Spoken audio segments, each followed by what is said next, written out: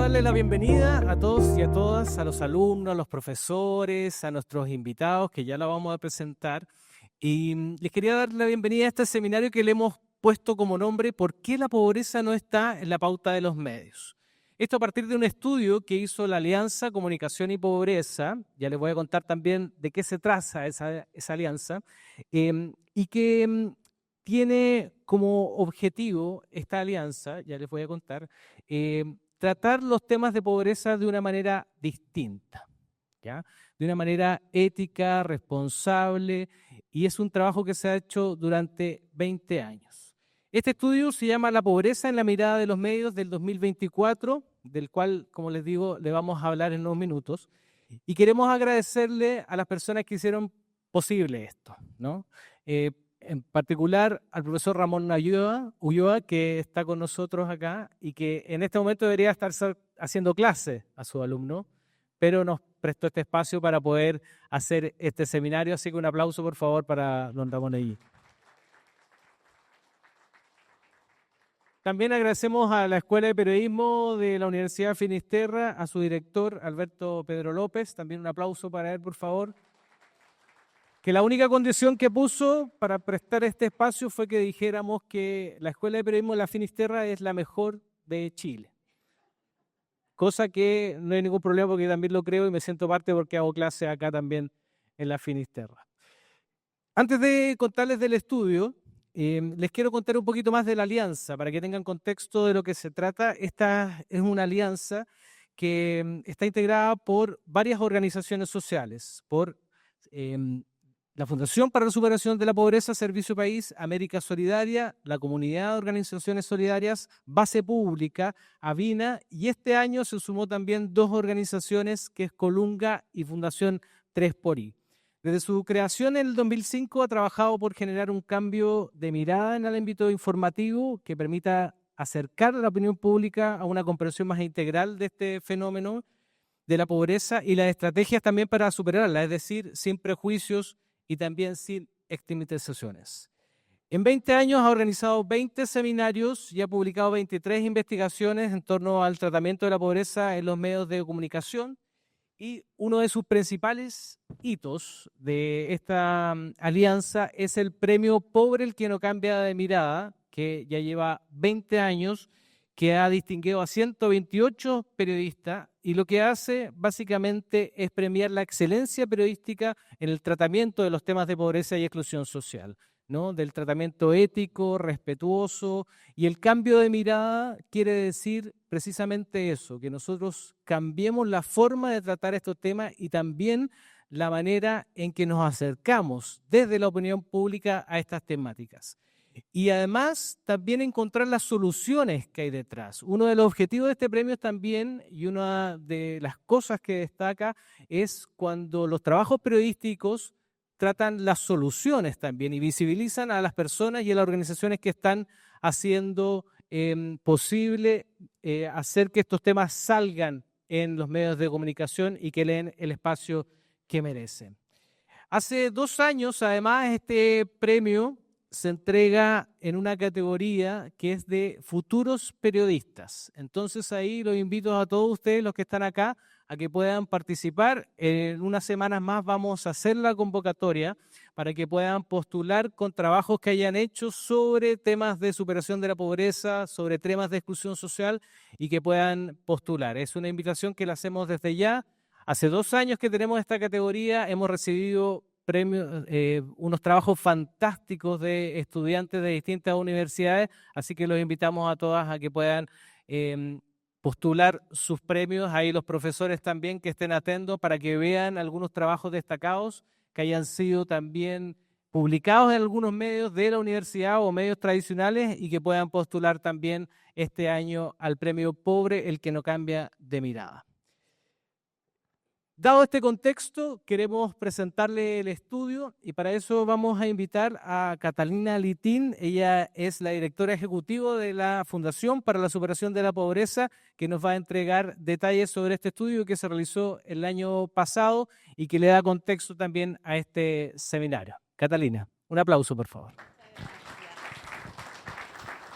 Primero, agradecer a la universidad por acoger este tema, más que a las instituciones que estamos detrás. Nos parece que hoy la pobreza tiene una relevancia que vuelve a estar en la primera línea del debate, o debería ser así. Sabemos que viene actualización en la medición que vamos a conocer en enero del próximo año, donde las cifras que conocemos hasta hoy van a quedar muy atrás de lo que es la realidad. Por lo tanto, tenemos tiempo y voluntad, espero, de ponernos al día en cómo abordamos este tema en los medios de comunicación. El estudio, la pobreza en la mirada de los medios 2024, tiene como antecedente 20 años de historia. Hace 20 años que iniciamos esta verdadera aventura por insistir en que el periodismo y los medios de comunicación tenían un rol fundamental en los procesos de superación de la pobreza. Y desde ahí hemos realizado distintos estudios, más de 20 publicados, con objetivos como identificar y describir los patrones predominantes en las informaciones sobre pobreza en los medios de comunicación. Sobre este estudio, comenzamos análisis cuanti y cualitativo y analizamos noticieros centrales de televisión abierta y prensa escrita. Ahí tenemos a Canal 13, a TVN, Chilevisión, La Tercera, El Mercurio, Las Últimas Noticias y La Segunda. Todos medios en los que estaremos de acuerdo que generan agenda y debate público.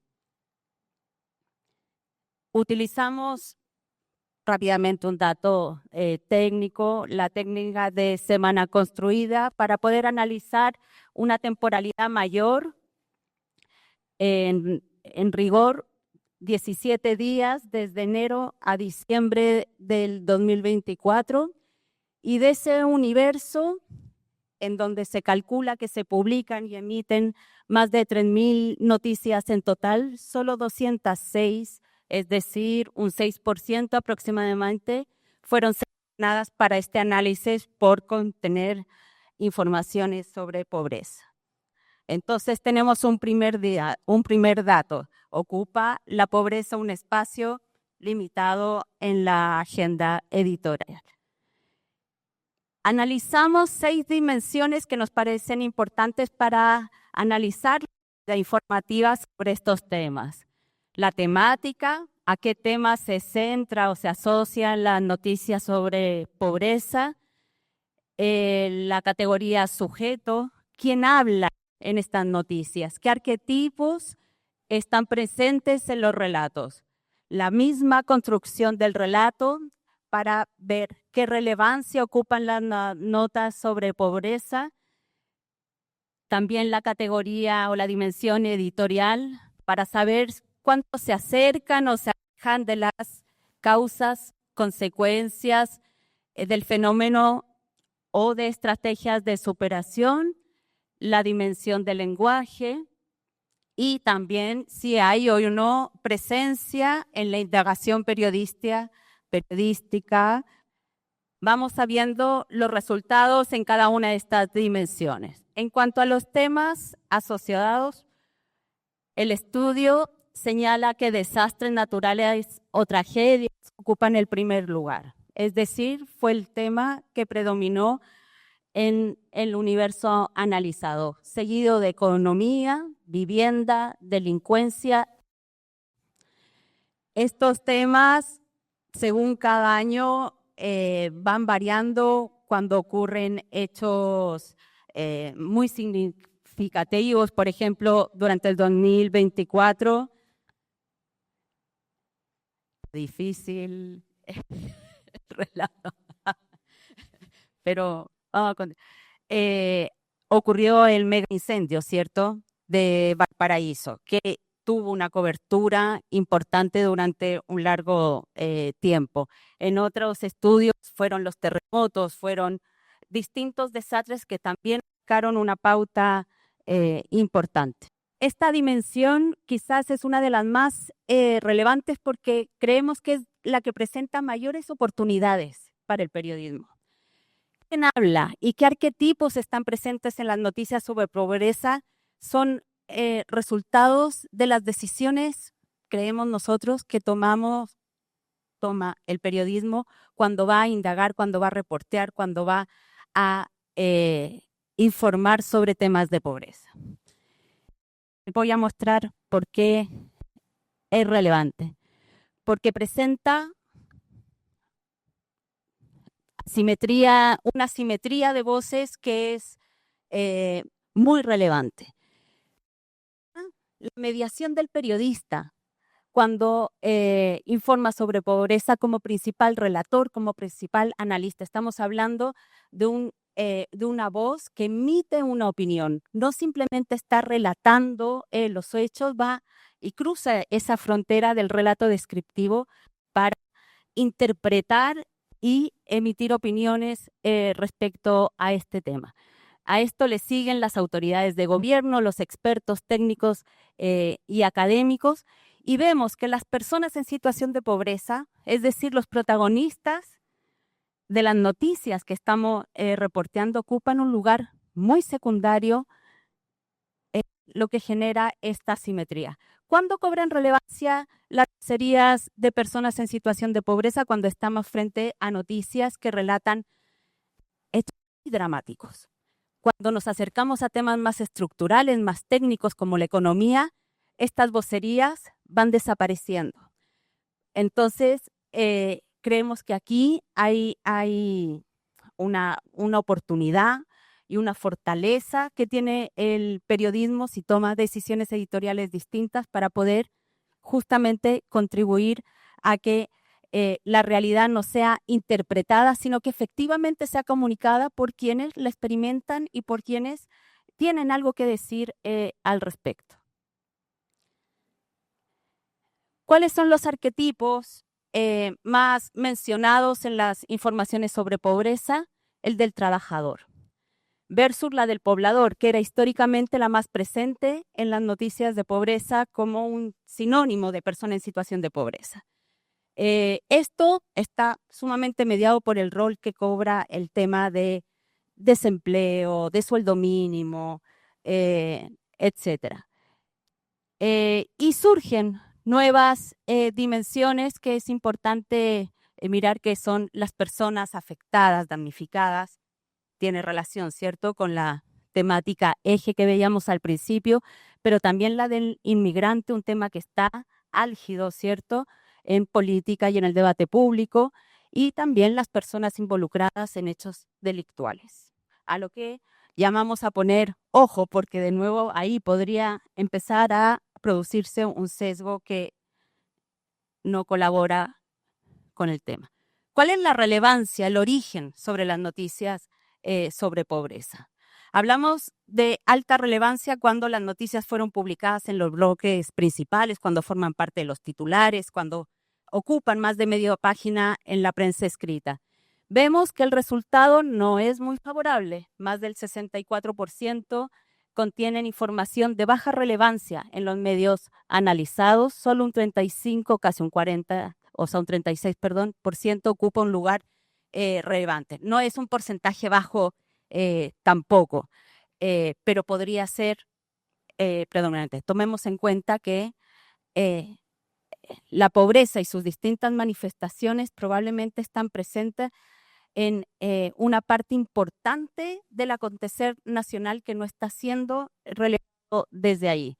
La mayoría de las noticias se originan en hechos muy concretos, hechos aislados, en donde estudios o declaraciones, anuncios, un análisis más profundo explican porcentajes más bajos de noticias. ¿Quién provoca la noticia? Como de quién es la decisión o la determinación de ir a investigar, la gran mayoría son provenientes de los medios de comunicación. Hay una decisión editorial ahí basada en hecho, hay una búsqueda donde también vale la pena como detenerse, porque de nuevo es una oportunidad para mirar si se puede hacer algo más. Desde el Estado y el gobierno, todo lo que son los anuncios a los que estamos acostumbrados, ¿cierto? seguido de ciudadanos no organizados, de la academia, de la ONG o sociedad civil, que aparece por primera vez rankeando como actor en estos estudios también, curiosamente. ¿En qué se centra la investigación periodística detrás de las noticias sobre pobreza? Están presentes las causas del fenómeno, su superación, estas trayectorias que tensan la política. No estamos hablando de un periodismo buenista en ese sentido, estamos hablando de un periodista que va a buscar las razones que están detrás de los hechos puntuales que está reporteando. Han crecido, afortunadamente, la presencia en narrativas que destacan oportunidades, soluciones, y eso es un indicador de mejora en el relato periodístico. Hace 20 años esto no estaba en absoluto presente. Ha hecho un recorrido el periodismo que es necesario destacar. La gran mayoría de las noticias incluye presencia de uno o más actores que forman parte de estas oportunidades o de estas soluciones de los temas informados, ya sea desde el Estado, desde la sociedad civil, desde la educación o el empleo. Por lo tanto, hay una estructura que supera al sujeto en pobreza protagonista de la noticia en el que el periodismo está haciendo una búsqueda. El 60% de las noticias analizadas contiene causas. Eso es muy importante porque nos permiten explicar parte del contexto en el que se dan estos hechos, por muy aislados que se presenten. Un 40% contiene soluciones que debieran estar presentes en los problemas informados. Y mientras la televisión enfatiza mucho más en las causas, en la prensa escrita encontramos un mayor equilibrio, probablemente porque hay un tema de tiempos de realización que permiten un trabajo más equilibrado en ese sentido. Cuando analizamos el lenguaje, cómo se dice lo que se dice sobre pobreza, encontramos que predomina un lenguaje más bien técnico-político y mixto, también combinado con el testimonial, lo que marca un equilibrio en torno a un 43% de presencia de este tipo de lenguaje en las noticias, mientras el lenguaje puramente testimonial llega a un 11,7%. Ninguno por sí solo es bueno. Justamente el equilibrio de ambos es lo que te genera una noticia o un relato que permite a una audiencia acercarse de mejor manera a la problemática que se está planteando. En cuanto al tono, predomina el neutro o descriptivo en la gran mayoría, seguido por el de denuncia e indignación. Y afortunadamente hemos dejado atrás estos relatos meramente dramáticos, emotivos, que tampoco colaboraban con transmitir a un sujeto que no es pasivo, que no está acabado, sino todo lo que es un problema que está intentando resolver de alguna manera. Y en resumen, podríamos decir que entonces las noticias sobre pobreza, según este estudio, está asociada fuertemente a hechos de desastres socionaturales que tienen baja relevancia editorial todavía, que privilegian un arquetipo que es el trabajador como sujeto en pobreza, como la máxima representación, que las vocerías de personas en situación de pobreza siguen siendo no tomadas en cuenta para elaborar la mayoría de los relatos, que predomina que los hechos, las noticias están originadas principalmente en hechos que están aislados, que no forman parte de temas de investigación, que existe un mejor relato que en el pasado, que ha aumentado la indagación en oportunidades y soluciones, eso es un muy buen resultado, y que predomina la neutralidad en el lenguaje sobre el relato dramático del pasado. Dicho esto, quisiera como terminar con estas 3 ideas antes de la gran conversación que viene a continuación. El periodismo y los medios de comunicación sin duda tienen una gran oportunidad para contribuir a la superación de la pobreza. Son necesarios, se necesitan, no pueden estar al margen de un problema país tan importante, porque cuando lo hacen generan un vacío que lo llenan otros fenómenos que son muy difíciles de desinstalar. El periodismo puede ampliar la representación de las personas afectadas por la pobreza cuando no es el protagonista misma de los hechos, sí tiene un mejor representante que el periodista mismo o que la autoridad política. Están las organizaciones comunitarias que tienen datos de contexto que pueden entregar a un mejor tratamiento. Hay que incorporar sus experiencias, sus perspectivas para generar informaciones menos sesgadas. Y por último, creo que el periodismo enfrentado a la realidad de pobreza, de vulnerabilidad, de exclusión social, tiene el desafío de ir más allá de la inmediatez, de generar narrativas más profundas que permitan no solo la información efímera del día a día, sino también contribuir fundamentalmente a la construcción de una opinión pública que está mejor informada, pero que al mismo tiempo está más cerca de contribuir y de hacer algo también, de sumarse a la superación de la pobreza en el país. Muchas gracias. Agradecemos a Catalina Litín. Ahora sí está bien el delay, ¿eh? Perfecto. Como decía Catalina, ahora queremos abrir un espacio de debate, un espacio para conversar sobre este tema y tenemos a invitados de lujo hoy día acá. Los voy a ir nombrando para que puedan pasar al mesón y podamos iniciar la conversación.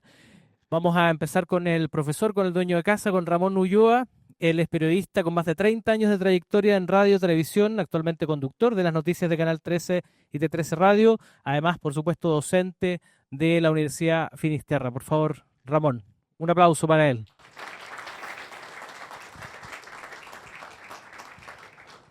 Está con nosotros también Isabel Tolosa, periodista con amplia experiencia en medios masivos, radio, televisión. Ha trabajado en comunicación estratégica también en Teletón, también la Fundación Educación 2020, en Base Pública también, que tuve la suerte de trabajar con ella. Y actualmente es editora general del Departamento de Prensa de Televisión Nacional.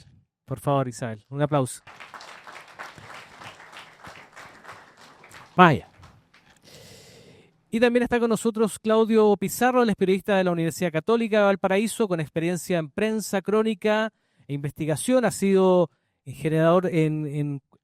sido ganador en 4 ocasiones del premio por el que no cambia de mirada que entrega la Alianza Comunicación y Pobreza. Actualmente es periodista de la Unidad de Investigación de El Mostrador. Por favor, Claudio.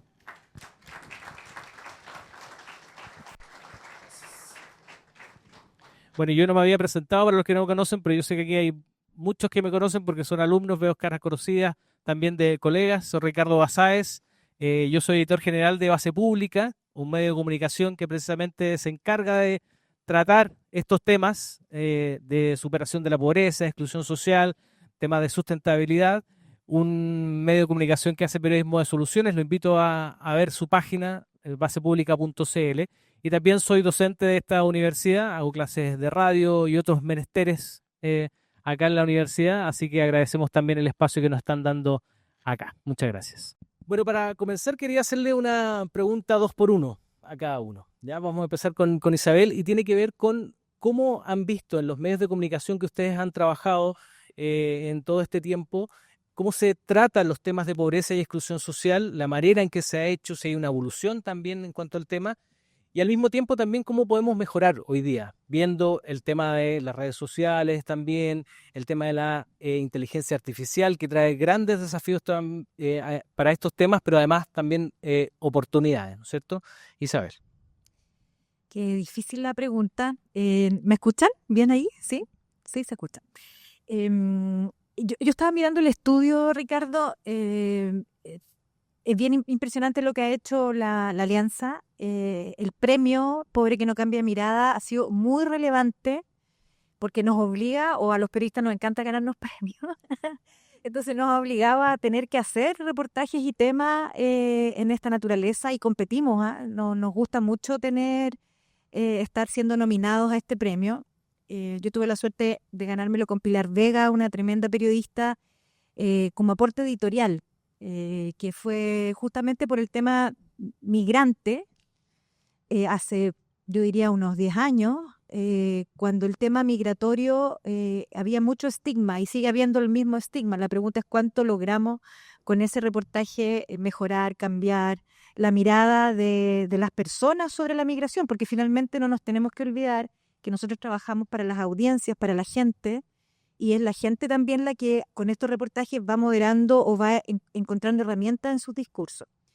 ¿Cómo ha ido cambiando? ¿Cómo hemos ido incorporando el tema? Yo sueño con que el próximo año, cuando nos inviten, mejoren las cifras, pero estaba mirando que partimos con 2,7 de cobertura y vamos en 6%. Soy una positiva por naturaleza, así que creo que hemos mejorado. Uno quisiera que fuera más. Este año nosotros como Televisión Nacional, nosotros además tenemos un sentido público, por lo tanto todos estos temas están en nuestra agenda, son obligatorios en nuestra agenda. Armamos un equipo que se llama Sociedad, que lo dirige editorialmente la periodista Pascal Fuente, y ese equipo está dedicado a tratar de tomar temas en educación, en salud, en calidad de vida. Lo que yo creo que ha cambiado, más allá de que la cobertura todavía sigue siendo baja, yo creo que nos falta mucho para tener más cobertura, es que hemos logrado incorporar temáticas de pobreza sistemáticamente y yo diría que son contextualizadas. Porque, por ejemplo, miraba el estudio y claro, aparece como tragedia número 1, ¿no es cierto?, desastres naturales. Detrás de esa tragedia de desastres naturales hay pobreza. Habitualmente las personas o los grupos humanos que son tocados por desastres naturales es porque algo no se hizo bien, es porque el Estado no llegó a tiempo o porque no se tomaron las medidas de prevención y habitualmente afecta a personas en situación de pobreza. Por lo tanto, el deber nuestro, y me encantaría un análisis a lo mejor más cualitativo de esto, es cuánto de eso se tocó en un desastre natural. Porque nosotros lo tocamos, en Santa Olga lo tocamos, en el terremoto lo tocamos, hay pobreza detrás. En seguridad, a mí me parece que hoy día hablar de problemas de seguridad, narcotráfico, sin decir que detrás de eso el narcotráfico se tomó el barrio y desplazó a la gente porque conquistó a niños y niñas con algo que el sistema escolar no puede conquistar, también es pobreza. Entonces, yo creo que eso tal vez lo que a nosotros los periodistas hoy día nos ha hecho cambiar la mirada, que detrás de todos los problemas o todos los diagnósticos duros de nuestra sociedad hay pobreza. Yo creo que por ahí va quizás el tratar de incorporar más contextos a todos los temas. Perfecto. Ramón. El tema es súper amplio y coincido plenamente en lo ya señalado en varios de los aspectos. Quisiera tal vez hacer algunas reflexiones puntuales para entender ciertas cosas que me gustaría destacar a partir de lo que es la evolución. Yo también soy un optimista, me alegra que los números reflejen al menos una evolución que todavía es pequeña, pero que es significativa si que uno lo ve, si era de 2 pasa a 6 en un tiempo. Lo que yo creo que ha sido una toma de conciencia más que nada en la forma. Tal vez no lo reflejan todavía en la cantidad, pero sí en la forma. Yo puedo hablar de lo que he visto en cuanto a las discusiones previas que hay en pauta para abordar ciertos temas. En la experiencia que tengo, lo que me agrada, sin que sea un resultado todavía que pueda ser óptimo, ni que los resultados tampoco en pantalla puedan reflejarlo totalmente, uno no quede también desde esta mirada totalmente conforme, es que sí existe en las discusiones de los temas, en las pautas, una reflexión previa a la realización de los contenidos. Voy a ser mucho más claro y mucho más gráfico. Alguna vez yo tuve un editor jefe que ocurrió lo siguiente. Nota en pantalla que relacionaba algo de ciertas carencias en un lugar. Llega este jefe y lo que dice, perdón la crudeza, pero la realidad de lo que ha sucedido. Le dice al periodista, a ver, tírate la nota para atrás. Esa señora que está allí, ¿por qué está en pantalla? ¿Qué es? ¿A quién representa? No, es una persona que habla desde su experiencia porque le pasó tal del tema que estamos hablando. No, sácala. ¿Pero por qué sácala? No, porque a la gente no le gusta ver gente pobre en la tele. Y esa era la razón. Y era el director del medio. Entonces, me parece que es un ejemplo brutal. Afortunadamente pasó hace ya un buen tiempo. Pero esas cosas han pasado y yo las transparento porque ocurre o ha ocurrido y en el último tiempo ya no lo he visto que ocurra. Porque además generó una gran discusión a partir de eso. Una discusión editorial. Y un cuestionamiento a qué clase de jefe teníamos que estaba mandando el buque. Yo esto lo he dicho en el ámbito académico, lo he contado con más extensión, lo he contado incluso con nombre y apellido, incluso en la organización interna donde trabajo, diciendo que ojalá nunca más no ocurra una cosa como esa. Se lo he dicho a los directores del canal y al equipo editorial del canal y a los jefes nuevos que han pasado, de la vergüenza que me provocó haber escuchado una cosa como esa. Entonces lo cuento porque creo que es necesario reflexionar sobre eso y que la formación profesional de los periodistas tiene que incorporar estos temas para que en el futuro no tengamos un jefe que piense de esa manera, ¿no? Pero por otro lado, eso por un lado, entonces yo creo que ha habido una evolución y esas cosas nos tienen que sorprender, esas cosas nos tienen que motivar, esas cosas nos tienen que indignar y esas cosas las tenemos que resistir. Y esa pega es nuestra que se tiene que dar al interior de los departamentos de prensa. E insisto, creo que eso, por lo menos lo que yo he visto en el último tiempo, se ha dado. Porque ha habido una evolución también en otras temáticas en nuestro país que antes las abordábamos muy livianamente y hoy día se es mucho más cuidadosos. Por otro lado, está el hecho del acercamiento que hay a los temas. Siempre tenemos una discusión respecto del carácter paternalista que se utiliza para abordar los temas. Una vez, en una larga discusión también en una reunión de pauta, ocurrió el siguiente diálogo. Alguien dijo, ¿por qué no hacemos una nota a propósito de los problemas que está teniendo el metro, qué sé yo, y que se está demorando tanto y no sé qué cosa? Estoy hablando hace bastante tiempo en todo caso. En un instante donde había problemas puntuales que se estaban presentando en el metro que provocaban un alargamiento en los tiempos. Y se hizo la nota, y la nota era desde una mirada como que, mire el hecho que descubrimos, que las personas se demoran 1 hora y media en venir de no sé dónde hasta no sé dónde. Que era como y el lead estaba escrito como de esa manera. Entonces ya no había mucho que hacer porque la nota estaba hecha, salió al aire y todo, y la discusión en pauta al día siguiente fue justamente eso, y algunos lo planteamos diciendo que nos parecía que era una forma tan paternalista de verlo, porque producto de los comentarios que recibimos de esa nota, uno decía, qué bueno, pero había muchos que señalaban, oye, descubrieron la rueda, que la gente se demora 1 hora y media, 2 horas en el metro. Entonces es como verlo desde muy arriba, de una cuestión muy asimétrica, en donde abordas el tema, pero tal vez con una buena intención, pero con una pésima realización, ¿ya? Entonces, desde el lugar que se abordan los temas del enfoque, no solamente en lo cuantitativo, porque esa nota duraba 8 minutos. Entonces, si lo vamos a lo cuantitativo, uno podría decir, hay 8 minutos sobre un tema social importante, sí, pero otra cosa también es el tratamiento, cómo lo aborda. Entonces, no solamente en lo cuantitativo, sino en lo cualitativo. Y para no alargarme más en eso, porque son muchos puntos, pero lo otro dice relación, por ejemplo, con otro de los ingredientes que estaban, cuáles son las voces que aparecen allí.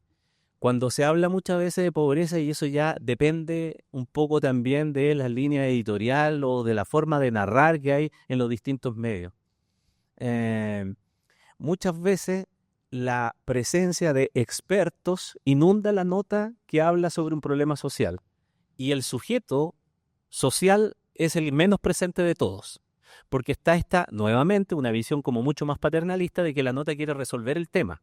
Y es verdad que tiene que avanzar hacia soluciones. Un problema es cuando solamente se queda en la casuística y en la denuncia y no tiene ninguna salida. Pero también es un problema cuando se transforma solamente como en una mirada desde la academia, donde está el experto de esto, el académico de esto, el ministro de tanto y todo, pero el sujeto de la acción propiamente tal no está. Entonces esa es otra dimensión también donde uno lo aborda, para pensar que nuevamente en el tratamiento tiene que haber una reflexión más profunda. Y termino diciendo que en las nuevas dimensiones también hoy día que se sugieren a través del aporte que hizo la Comisión Presidencial, me parece que es súper importante que hayan cuestiones como, por ejemplo, la conectividad digital o el tema de los cuidados, que hace que hoy día, por ejemplo, sea una manera de abordar los temas relacionados con la pobreza de alguna manera desde una dimensión mucho más amplia, que implica que tenga un impacto en la vida diaria y no solamente el tema de la pobreza como uno podría pensarlo, que es solamente una cuestión de ingresos, sino que tiene una multidimensionalidad que afecta al diario vivir y que tal vez entrar periodísticamente sobre esas materias implica también hablar de la pobreza sin tener que estarlo hablando de la manera tradicional que uno al menos lo tiene como en el ideario. Claudio, uno podría pensar que en los trabajos de crónica, en la prensa escrita, uno tiene mayor espacio para poder dar contexto a estos temas. ¿Cómo lo has visto tú en el tratamiento de los medios donde has trabajado? Me da la impresión de que ahora viendo los resultados, Para que se pueda. me da la impresión que ahora viendo los resultados, de hecho me sorprendió bastante que el porcentaje de profundidad estaba más enfocado en la investigación del audiovisual, digamos, los canales, y no de la prensa escrita. Eso me generó me hizo pensar varias cosas. En particular me hizo pensar que la crónica propiamente tal, los relatos, la historia, la vida de las personas como acostumbramos a relatar o a contar, en medios que tenían en la prensa escrita una condición o propensión particular a ese género, digamos, ha ido desapareciendo. Y es algo que, bueno, tenemos que irnos acostumbrando, ¿verdad? Y ver cómo podemos abordar estos temas, básicamente la historia, ¿verdad? Y la historia es entendida como fenómeno, que es lo que particularmente resulta más atractivo desde el punto de vista de la profundidad, ¿verdad? Y ahí yo siento que pese a carecer en la prensa escrita básicamente de estos espacios y lugares para contar esto, existen todavía algunos bastiones, ¿verdad? Y siento también de que las nuevas tecnologías también deberían incorporar estos elementos como para poder hacer más atractiva esta historia, ¿verdad? Ahí yo siento que eso limita un poco también la capacidad de profundidad, entiendo. O sea, si los espacios no están, sobre todo en la prensa escrita, yo creo que es difícil que se pueda llegar a esta historia, en cuanto a los porcentajes que le comentaba recientemente. Lo otro que me llama la atención es que a propósito de esto y del abordaje, me llama la atención esta carencia de los espacios y de la territorialidad. Me da la impresión de que este cambio desde sujetos y vocerías, digamos, desde el poblador al trabajador, me parece que ahí hay un tema súper interesante a analizar, porque al pasar a una condición o cualidad económica del sujeto, estamos obviando la territorialidad, ¿verdad? Y si obviamos la territorialidad, estamos obviando el conflicto. Y si obviamos el conflicto, estamos invisibilizando. Y si invisibilizamos, evitamos una posición política, ¿verdad? De aquellos que están en los territorios, de aquellos que viven en los lugares, ¿verdad? Y me parece también que va en consonancia, digamos, con cómo está estos sujetos o esta apreciación simbólica se va mutando, ¿verdad? Y nosotros lo entendimos muy bien que esto no es casual. Lo entendimos muy bien en la transición de dictadura a democracia, ¿verdad? Cuando pasó el pueblo, ya dejó de ser pueblo, ¿verdad? Y pasamos a ser gente. Entonces, yo creo que ahí es un fenómeno que es interesante también analizar. Y en cuanto al abordaje, también siento que, como te decía, seguimos tratando los hechos y las historias, pero con condicionantes bien particulares que tienen que ver también cómo se maneja la industria ahora, ¿verdad? Los tiempos son acotados, las exigencias son mayores, la productividad es alta, ¿verdad? Entonces cada vez es más complejo elaborar productos de calidad y en profundidad. No es una excusa, por supuesto, ¿verdad? Pero creo que ahí también hay un punto súper interesante como para ver el tema de la industria. Y yo valoro también que así como bueno, existen medios que están generando espacios donde se puedan debatir estos problemas. En el mostrador, sin ir más lejos, también hay un espacio donde se cuentan estos problemas. Es muy de frente noticioso, igual que también es como para... También uno diría, bueno, esto debería ser mucho más transversal, más que un frente noticioso, ¿verdad? Más que un periodista encargándose de algo, ¿verdad?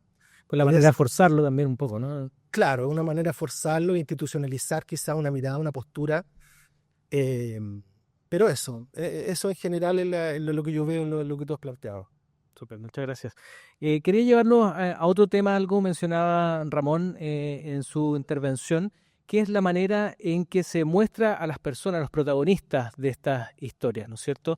Y quería preguntarles cómo ven ustedes la cobertura, si hay algún especie de protocolo o ciertas reglas que hay que seguir a la hora de tratar a una persona que está en una situación vulnerable, que está siendo protagonista de una noticia. Hemos visto situaciones que dan conflictos éticos también, de cómo tratar esas noticias en los medios de comunicación, sobre todo en la televisión o en las descripciones que se hacen. ¿Cómo hacer que el tratamiento de la noticia y la exposición que puedan tener esas personas tenga esos límites y se pueda también hacer la cobertura de la mejor manera? Isabel. Es un debate, un dilema interesante para nosotros los periodistas y los editores cuando abordamos el testimonio, ¿no es cierto? Primero, yo creo que hemos avanzado mucho en la legislación también para proteger a las personas. Uno mira las publicaciones de los años 90 y nosotros imputábamos a la gente que todavía no está imputada, mostrábamos a los casos cuando todavía no sabíamos si eran delincuentes o no eran delincuentes. Hoy día eso no se puede hacer. Mostrábamos a los niños y a las niñas sin resguardo de nada. Hoy día tampoco se puede hacer. Hoy día tenemos que andar con un consentimiento informado sobre lo que vamos a hacer y los padres de esos niños y niñas tienen que firmarlo si es que quieren que nosotros usemos esas imágenes para lo que la vamos a usar y dónde la vamos a usar. O sea, no hay ningún periodista que hoy día pueda andar sin esa firma cuando vamos a hacer historia, lo cual también genera un problema mayor cuando tenemos que enfrentarnos a testimonios. Por ejemplo, nos enfrentamos hace una semana a un reportaje que quiero destacar, y si lo pueden ver, de Josefa Bustos. Es un reportaje de una cifra súper dolorosa de pobreza infantil que dice que 4 de cada 10 niños en Chile no tiene cama propia. O sea, no duerme solo en una cama, duerme con alguien, lo cual eso es indigno, vulnera sus derechos, pero además es una cifra que, por supuesto, va a propender a los abusos sexuales dentro de la familia. ¿Cómo contamos esta historia?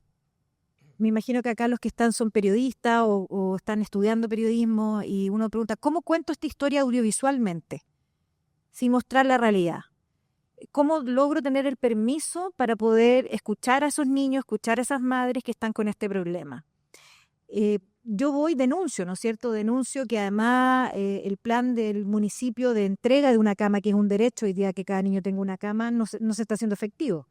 Se demoraron 2 años en entregarle un camarote a esa mamá que tenía 5 niños en una casa muy pequeña donde ninguno tiene una pieza propia, digamos. O sea, esa es la realidad. La realidad del plan habitacional chileno no es mamá, papá, hijo, hija. Es mamá, papá, a veces mamá sola con abuela, allegado, pololo, la hija que tuvo una hija, mi amiga, la tía. Entonces, esa es la realidad. Me imagino que muchos de ustedes lo han visto, lo han vivido. Por lo tanto, el plan habitacional. Entonces, aquí, como dice Moncho, como dice Ramón, esto es es multidimensional, pero el dilema que tiene uno en lo audiovisual, ¿cómo cuento esta historia? Uno se acerca a las organizaciones, y aquí yo no quiero ser crítica de las organizaciones, pero sí tenemos una brecha en lo que entendemos por periodismo con las organizaciones sociales que están trabajando con la pobreza. Tenemos una brecha en conseguir los testimonios, que esos testimonios quieran participar de un reportaje y que confíen en que los vamos a trabajar de manera digna. Creo que ahí tenemos que hacer mucho por construir una confianza con las organizaciones sociales que hoy día están detrás de los testimonios. Nosotros estamos haciendo un esfuerzo en el tema de la niñez por construir esa confianza para que no tengan miedo de que en el fondo lo que vamos a hacer va a ser bien abordado. Y también yo creo que en las organizaciones sociales faltan vocerías claras. Yo creo que Chile tuvo en una época voceros súper concretos en el tema de la pobreza, voceros que se atrevían a provocar, que se atrevían a decir las cosas por su nombre. Recuerdo a Pablo Genao, recuerdo a Benito Baranda, recuerdo a profesionales que en pantalla impactaba lo que decían. Y uno decía, bueno, aquí hay un problema que tengo que hacerme cargo. Hoy día siento que las organizaciones sociales no tienen voceros claros porque se han transformado mucho lo que es bueno y malo en mesas técnicas. De alguna manera las organizaciones sociales han avanzado en profesionalizar su trabajo muchísimo, pero eso ha complejizado el lenguaje. Entonces a nosotros como periodistas nos cuesta muchísimo transmitirle a la gente, a las audiencias, el problema en una dimensión real. Entonces, 2 problemas. Nos cuesta tener testimonio porque hay mucho miedo. Yo creo que los medios de comunicación tenemos que retomar y reconstruir confianzas con las organizaciones. Hay mucho miedo que lo tratemos mal. Hay mucho miedo que hagamos mal la pega, en el fondo. Y yo creo que necesitamos construir esa confianza, pero también necesitamos voceros que crean en nosotros para poder armar estos reportajes. Este año Televisión Nacional hizo 4 reportajes, y ahí me sumo profundidad en tema de pobreza que yo quisiera destacar. Hicimos este tema de las 4 de cada 10 niños no tiene cama. Me gustaría que lo vieran, porque de verdad fue un logro de la periodista. Dignificó a la familia, no hay un dolor detrás, sino que más bien hay una conversación sobre el tema. Logramos estar en una pieza con los niños todos juntos, pudimos conversar con ellos, nos dieron permiso para ser mostrado, y eso resultó un tremendo reportaje que vamos a postular al premio, entre paréntesis. Hicimos un tema de seguridad que también vamos a postular al premio, que a mí me parece muy interesante cuando los vecinos se toman el barrio. Cuando yo decido que el narcotráfico no se tome mi barrio y yo me lo voy a tomar, primero que ellos. Ese trabajo también costó muchísimo porque la gente no quería que estigmatizáramos su barrio. No quería que dijeran, en mi barrio hay narcotráfico. Pero lo logramos. Hicimos un reportaje sobre una profesora unidocente en el norte, que es de una maravilla. O sea, son los héroes, ¿no es cierto? Los héroes del país que están tratando de cambiar las cosas. Y hicimos uno que todavía a uno le duele escucharlo, pero el comedor de la legua, que aumentó de 40 niños a 180 niños este año. O sea, la pobreza está en todos lados y no nos hemos dado cuenta. Esos 4 reportajes, a mí siento que como equipo de 24 Horas Central hemos logrado como trabajar la pobreza desde la multidimensionalidad, pero nos enfrentamos a no poder tener los testimonios a tiempo, no tener vocerías claras y simples. Entonces nos demoramos mucho en armar estos reportajes. O sea, el reportaje de 4 de cada 10 niños duermen en cama se demoró 3 meses, porque a las organizaciones les cuesta confiar en nosotros vamos muy rápido. Tenemos que mejorar esa relación. Sí. Solo para complementar, también importante y algo que hemos impulsado de la alianza es darle voz a dirigentes sociales, por ejemplo, que es algo que podemos ver mucho para el estallido social, que surgieron esas voces, ¿no? Porque fueron a buscar, como de repente aparecieron, pero siempre habían estado ahí, también son a veces voces súper fuertes que dicen las cosas como son, y es importante también verlas en televisión y en radio y en todos los medios de comunicación. Ramón, para seguir en ese tema, el tema de la estigmatización de a veces que se hace de las personas en exclusión social o en situación de pobreza, ¿cómo lo tratan en los medios? ¿Dónde están los límites también en ese sentido? ¿Y cómo crees que se hace la cobertura hoy día en televisión, sobre todo? Que es lo que... Y yo retomo un poco lo que había dicho al principio y para no ser reiterativo lo diría que estamos en un proceso de transición, podríamos decir. Básicamente porque las legislaciones también han cambiado y han obligado, entonces uno ahí no sabe cuál es primero, el huevo o la gallina, ¿no?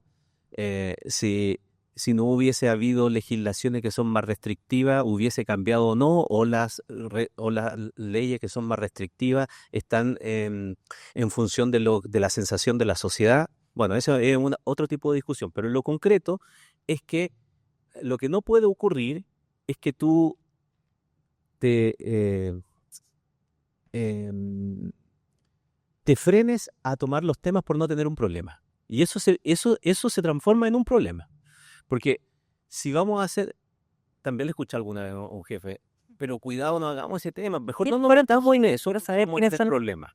Entonces, al final pierdes una oportunidad, una ventana, por el temor a las restricciones o por el temor a meter la pata o por el temor al que no se logre la realización del trabajo, sea de un estándar que tú puedas, comillas, defenderlo. Y eso está relacionado, no solamente, hay temas que son mucho más obvios y más fáciles de tratar, pero la televisión es emoción por sí misma. Entonces, la emoción, ¿qué emoción es la que tienes que movilizar? ¿La emoción de la lástima o la emoción de la superación? Evidentemente que nosotros queremos llegar a lo segundo, ¿ya? Y yo creo que en el tiempo se ha evolucionado. El ejemplo más concreto es el de la Teletón. Vean los reportajes que se hacían en los años 80 de la Teletón y los reportajes de hoy día que se hacen de la Teletón. Si uno hace el ejercicio de ver uno y ver otro, ve que hay un cambio notorio y muy, muy notable. Y eso fue producto también de que hubo una reacción a aquello en algún instante, que yo creo que desde la gente que trabajaba en el mismo Teletón se dieron cuenta que estaban provocando justamente el efecto contrario, porque eso de sentir lástima no era la tecla que tenía que estarse tocando en un tiempo que iba evolucionando. Entonces, guardando las proporciones entre una y otra cosa es lo que nos sucede a nosotros hoy día también, creo. Entonces, no puede ser que no tengamos las herramientas suficientes como para poder pensar que sea más fácil obviar el tema para no meternos en problemas. ¿Ah? Había una máxima que los que trabajamos en televisión o en medios a veces también lo debemos haber escuchado un montón de veces y con mayor fuerza antes que ahora. No hagamos temas de suicidio, porque los suicidios no se tratan en los medios porque fomentan a que la gente se suicide. ¿Ya? Ayer nomás acabamos de hacer un tema de suicidio en Tele 13, que fue una reflexión de todo el día. Yo le podría mostrar el chat de prensa en donde todo el mundo estaba preocupado de cómo lo íbamos a decir, qué palabras, quién íbamos a entrevistar, y hubo un aporte mucho. Oye, hay prácticas hoy día, veámoslo con alguien, veámoslo con abogado, la nota. Y era una nota bastante, comillas, sencilla, desde el punto de vista sencilla me refiero a que no era una gran elaboración, era una nota que se hacía en el día, no era un reportaje que estuviera demorando 3 meses. Pero había una preocupación constante. Y yo lo que tenía miedo durante el día era que al final la nota no se hiciera, porque al final se iba a perder una ventana de no tratar este tema. Y creo que para hacer en un día se resolvió bastante bien, con los resguardos, con una bajada después de los conductores, una reflexión posterior que estaba pensada y no improvisada. Porque esa es otra de las cosas que a mí me provoca también, la improvisación en el aire que termina siendo solamente lastimera. o la de indignante para enganchar con la galería, y no una reflexión que sea un poco más pensada, que aporte algo y no sea solamente lastimera. Entonces yo creo que por ahí va un poco, en un tiempo en donde los likes y toda la cuestión, y por ser un poquito más famoso y que te encuentres más buena onda o que estás interpretando a la ciudadanía, tú caes en los lugares comunes en donde, oh, qué dolor, oh, qué pena, oh, qué indignado, oh, estamos indignados, esto hay que hacerlo. Creo que a mi modo de ver aporta poco, y pierdes unos minutos importantes en donde puedes plantear una reflexión que sea un poco más trabajada, más pensada. Isabel. Bueno, nosotros también hicimos ayer una nota de suicidio y tuvimos la misma discusión, Ramón, todo el día. Y la semana pasada hicimos otra nota por el tema del metro y las 4 personas que se tiraron a la vía, tuvimos la misma discusión. ¿Cómo lo abordamos? Porque no podemos dejar de decir las causas. Y ahí uno, nuevamente vuelvo a decir, construir confianzas con las organizaciones porque necesitamos herramientas. Los periodistas necesitamos permanentemente que nos estén ayudando desde los que saben en estas materias, que nos estén capacitando, que nos estén llamando a seminarios, que nos estén pidiendo y nos estén entregando. Televisión Nacional tiene una línea programática escrita, al que llega se le entrega, que se construyó, el manual de PTT, decimos nosotros, pero tenemos una línea programática donde se dice qué hacer y qué no hacer en determinadas situaciones.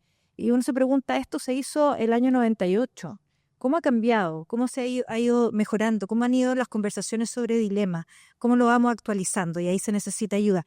Yo quería solo conectar con algo sobre la emoción que tú planteas, que nosotros también nos hemos hecho esta pregunta. ¿La emoción que la gente quiere escuchar es la pena o es el escándalo? O yo me escandalizo con la pobreza, me escandalizo con las situaciones de vulneración de derechos, me indigno, me da rabia.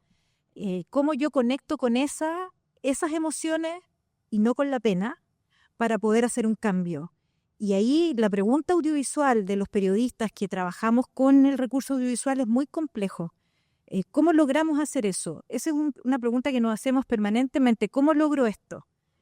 ¿Cómo le doy dignidad a ese personaje que estoy entrevistando, ese testimonio también, para que ese testimonio no dé lástima, sino que me dé rabia? Y yo quiera moverme para cambiar las cosas, para empujar políticas públicas, para generar una solución. Eso ha sido una reflexión que yo creo que ha cambiado mucho nuestra carrera en estas áreas, y que por lo menos los que estamos trabajando en esta área hemos desarrollado ese discurso. Súper. Para ir terminando, porque queremos darle también la palabra a algunos alumnos que tienen preguntas para ustedes. Y esto es para los tres. Vamos a empezar con Claudio, y tiene que ver con precisamente lo que hablaban de profundizar en estos temas, ¿no es cierto? Darle contexto. ¿Qué importancia, Claudio, crees que tiene de visibilizar también las desigualdades estructurales que hay detrás de la pobreza? Porque, claro, hablamos de mostrar historias, de mostrar casos puntuales, de tragedias que ocurren, ¿no es cierto? Pero ir un poquito más allá, ¿no es cierto? Y ver las causas de la pobreza y por qué se mantiene, por qué volvió. Por ejemplo, vimos el fenómeno de los campamentos que después de el estallido social aumentaron increíble cuando se había hecho un trabajo tremendo para poder erradicarlo finalmente. Uh-huh. Mira, yo siento que la profundidad, ¿verdad? Aunque parezca una perogrullada, digamos, es un elemento que nos permite ver más allá, ¿verdad? Aquí hemos hablado también de que hay distintos factores que son múltiples, ¿verdad? Y que hay una multidimensionalidad, ¿verdad? Y para llegar a esa multidimensionalidad hay que... yo veo una tríada en esto, 3 cosas muy relevantes.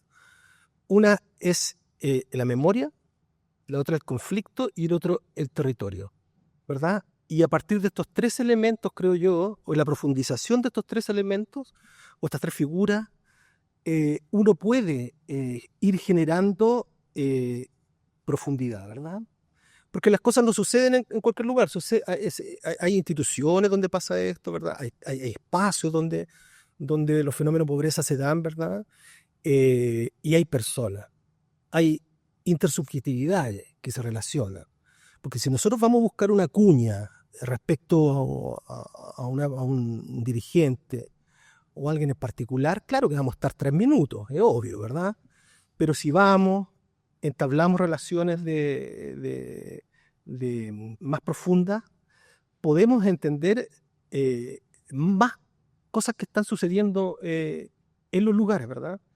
Y ahí vamos a ir profundizando y van a ir emergiendo solo las temáticas y nos vamos a ir dando cuenta que así como hablabas tú de esto de las personas que están que duermen, los niños que duermen Tienen cama propia. que no tienen cama propia, ¿verdad? Y todo lo que involucra eso, ¿verdad?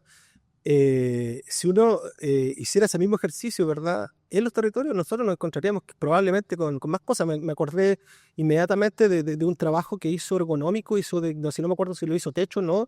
Que empezó a construir en espacio de, no sé, 42 metros cuadrados en vivienda en Bajos de Mena, por ejemplo, de 3 pisos, ¿verdad? Como en las cárceles, para que pudieran habitar y tener un espacio más o menos individual. Entonces yo creo que estas cosas son súper importantes, ¿verdad? Y en este tema de la intersubjetividad se va generando inevitablemente espacios de memoria, ¿verdad? O sea, es entender que el relato es una construcción que tiene que ver con fenómenos que están pasando a varias personas y que tiende a retrotraerse en el tiempo. El pasado es historia, que nos involucra, ¿verdad? Por ejemplo, bueno, un poco dando cuenta de esto, me recuerdo haber hecho un trabajo sobre precisamente Bajos de Mena, ¿verdad? Donde uno, al analizar este espacio, este territorio y ir absorbiendo todas esas intersubjetividades que viven en ese espacio, tú te vas dando cuenta y vas cruzando también otros elementos, ¿verdad? Que tienen que ver con el poder, con la política y las políticas sociales. O sea, si uno partiera de una tesis básica, es la construcción de viviendas sociales sobre un vertedero, ¿verdad? Y en esa construcción de política pública, aislada de todo en la periferia, digamos, sin servicios, sin colegios, sin jardines infantiles, ¿verdad? Con una sola entrada, en fin. Ahí uno va entendiendo que es un fenómeno mucho más profundo, ¿verdad? Y si además a ese fenómeno le involucramos las políticas públicas y entendemos que, por ejemplo, el terreno estaba en un vertedero que lo compró un privado, ¿verdad? Que luego lo vendió al Servio y el Servio le encargó a ese mismo privado que construyera sobre el vertedero, ¿verdad? Y si vamos entrevistando a la gente, nos vamos dando cuenta que la gente nos dice, bueno, nos están estallando las cámaras de gas, ¿verdad? Por el gas metano que está en los espacios, ¿verdad? Y así yo creo que más que receta, yo creo que es la profundidad y la multidimensionalidad, ¿verdad? Y si tenemos la capacidad de estar presentes, vamos a tener mucho más posibilidades de abordar este fenómeno, ¿verdad? Y quisiera agregar una cosita que se quedó del otro lado. Mira,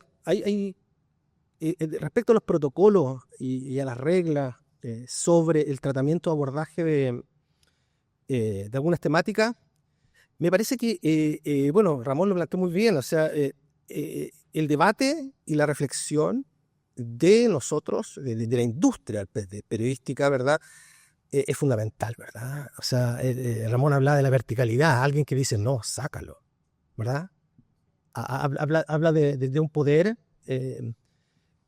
que en muchos casos es un poder que se ejerce, ¿verdad? Y que se acata. Pero también tenemos que entender que los medios, y bueno, qué bueno que hayan hartos estudiantes de periodismo acá, que los medios también tienen una lógica de dialéctica, ¿verdad? O sea, hay una interacción entre los dueños, los editores, los periodistas, y ahí, bueno, vamos remando para que estas cosas puedan aparecer. Respecto a cómo van cambiando algunas cosas, dos cosas muy, muy sencillas que, por ejemplo, el concepto de los nini. Con ese concepto hubo un debate muy interesante en España sobre esto, que se los trató de asociar, como se asocian generalmente a las juventudes, con lugares comunes y superficialidades, ¿verdad? Que no trabajan ni estudian, ¿verdad? Sin abordar cuál era el fenómeno de los jóvenes o de segmentos de población juvenil en distintos lugares, ¿verdad? No trabajaban porque no tenían trabajo, ¿verdad? No estudiaban porque no habían tenido la posibilidad de estudiar, ¿verdad? Entonces, si nosotros no somos incapaces de ver esto, profundizar esto, nos vamos a quedar con el estereotipo, ¿verdad? En el caso de Alemania, por ejemplo, se habla de los de cómo abordar el tema de la migración. Si vamos a poner o no los nombres cuando pasen sucesos policiales, o sea, las nacionalidades. Vamos a decir de dónde son estas personas, de dónde provienen. Y la decisión está en la policía y en los juzgados, no en la prensa. Entonces, bueno, ahí hay algo, hay una normativa, hay algo, hay una forma. Yo no digo que sea la que corresponde, pero lo dejo ahí instalado, ¿verdad? Se puede discutir o no, en fin, eso. Interesante porque ahí se conectan dos cosas. El tema de no estigmatizar a la juventud, como tú decías en ese caso, pero ver la desigualdad estructural que hay detrás de eso también, ¿no? Bueno, Hay una cosa, Ricardo, que a mí me parece interesante, como tú lo planteabas, cómo la estructura en políticas públicas hoy día, nosotros los periodistas, creo que, no sé si están de acuerdo conmigo, pero editorialmente tendríamos que hacer un cambio de mirada editorial. Porque habitualmente uno mira la pauta noticiosa por segmento, educación, salud, transporte, política, justicia. Y hoy día, por ejemplo, cuando uno se enfrenta a un problema como la exclusión escolar, los niños no están yendo al colegio, hay que ir a buscarlo, ¿es una situación solo de educación? Entonces, si yo tengo un periodista especializado en esa área o un editor especializado en esa área, solo va a mirar desde ahí. O sea, para nosotros editorialmente ha sido súper interesante hacer mezcla de equipos editoriales, donde se junta el editor policial con el editor de justicia, con el editor de economía y con el editor de educación. Y los cuatro tienen una mirada sobre el tema. Entonces, a nosotros los equipos periodísticos nos obliga también a cambiar nuestras pautas. Yo creo que nosotros estamos súper atrasados mirando los problemas desde un solo lugar. Yo creo que ahí también hay algo que cambiar, porque hoy día el problema no es de transporte, el problema es de la ciudad, es de la calidad de vida. Y eso yo creo que tenemos un desafío editorial, creo. No sé si estás de acuerdo, pero yo creo en el caso de TVN, Isabel, me imagino que te han dicho mucho desde que estás trabajando ahí del rol público que debe tener la televisión. el rol público. ¿Cómo lo ve en ese caso de lo que hablábamos de hablar sobre las desigualdades estructurales, de hablar de la responsabilidad que tiene el Estado también en estos temas?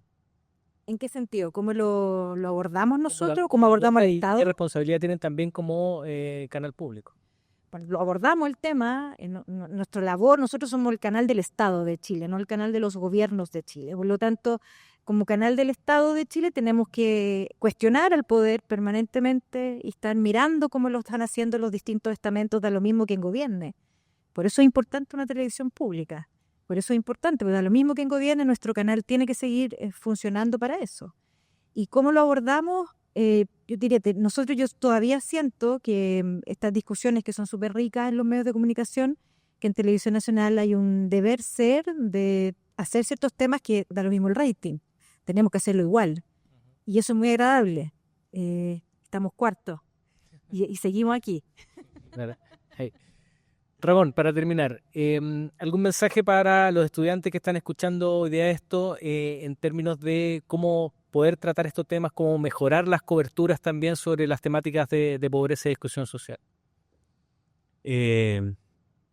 Yo creo que como en todo ámbito de trabajo, la actitud crítica y autocrítica es súper importante.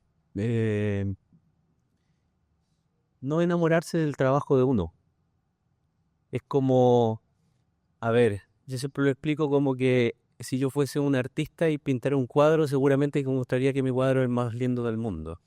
Y después lo trato de arreglar y ya no encuentro cómo arreglarlo porque es mío. ¿Cómo voy a arreglar algo que es mío? Entonces uno como que se enamora de su trabajo y no le encuentra fallas. Entonces esa capacidad más autocrítica para cuestionar o para buscarle una mirada distinta a ciertos fenómenos y esto en particular, creo que es importante mantenerla siempre como viva. Solo un ejemplo. Hemos asistido esta última semana a una discusión pública respecto de los migrantes, pero de una mirada que partió solamente por la economía. Es curioso lo que ha sucedido, porque volvimos a hablar de los migrantes ya en otra dimensión, pero no dio dimensión, por ejemplo, del trabajo que estaban desarrollando, del aporte que se hace, ni de las condiciones en las que eventualmente pueden estar trabajando en el campo, sino porque el sector productivo necesita mano de obra. Y como necesita mano de obra, entonces sí, hay que regularizar.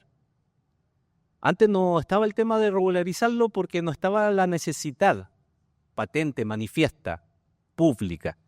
Pero lo dice un dirigente, coloca el tema desde la mirada economicista y como que hay otra dimensión.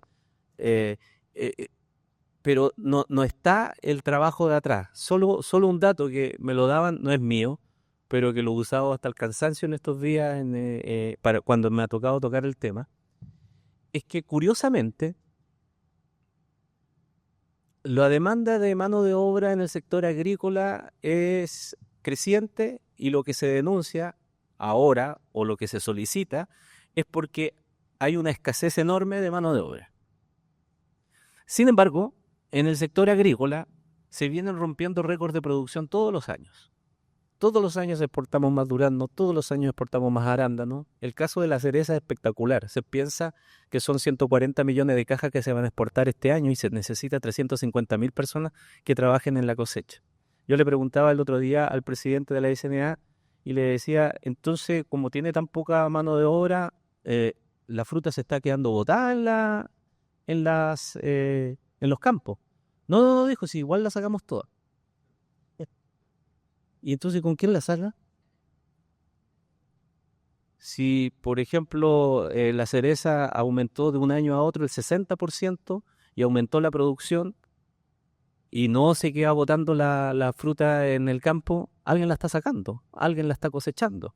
Y si hay tanta falta de mano de obra, efectivamente, ahí habría que preguntarse entonces en qué condiciones están sacándose esa fruta. Y esa es una pregunta, por eso digo de darle la vuelta a los temas, una pregunta que queda subyacente allí cuando se mira solamente desde un punto de vista económico. Perfecto. Me dicen que no hay tiempo para las preguntas, así que los alumnos que tenían guardadas esas preguntas las pueden usar para los trabajos que les van a encargar todos sus profesores a partir de este seminario y las pueden aprovechar ahí. Queremos agradecer a Isabel Tolosa, a Ramón Ulloa, a Claudio Pizarro por esta grata conversación y tan necesaria también para hablar sobre estos temas. Un aplauso. Y le tenemos un pequeño presente a nuestros invitados para que se vayan con las manos llenas y con el corazón contento, Tandá. Muchas gracias por acompañarnos hoy día y espero que les sirvan estos temas y recuerden que estén atentos a las redes sociales de la Alianza Comunicación y Pobreza para poder postular sus trabajos al Premio Pobre, el que no cambia de mirada. Muchas gracias. Gracias. Gracias.